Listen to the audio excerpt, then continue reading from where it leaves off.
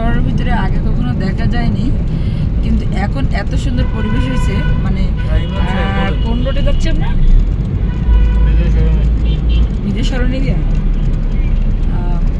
খুব সুন্দর একটা পরিবেশ হয়েছে।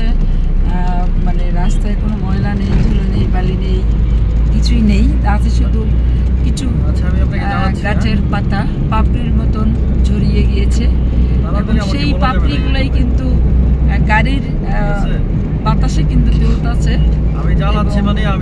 এদিক থেকে সেদিক যাচ্ছে, সেদিক থেকে এদিক যাচ্ছে। যদি আপনাদেরকে আমি একটু দেখাই, দেখেন গাছগুলো কত সুন্দর। ঢাকার ভিতরে আসছি, আমি যাচ্ছি হলো কোটকাছারির উদ্দেশ্যে। কোটকাছারিতে আজকে আমার কাজ আছে। আমার হেড অফিস থেকে আমাকে বলছে কোর্টে যে কাজ করার জন্য। সবাই দোয়া করবেন যেন সেখানে গিয়ে আমি ভালোভাবে কাজ করে আবারও আমার হেড অফিসে চলে আসতে পারি। আর আপনাদের জন্য দোয়া রইল।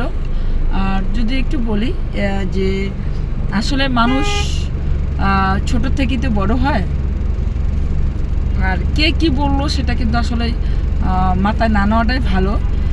নিজের অভিজ্ঞতা আপনি যতদূর দৌড়াতে পারবেন আপনি ততটাই কিন্তু দৌড়াবেন, বাট আপনাকে কে কি বললো এটা মাথায় না নেওয়াটা আমি সবচেয়ে বেটার মনে করি, কারণ আমি আমার জায়গায় ঠিক আছি।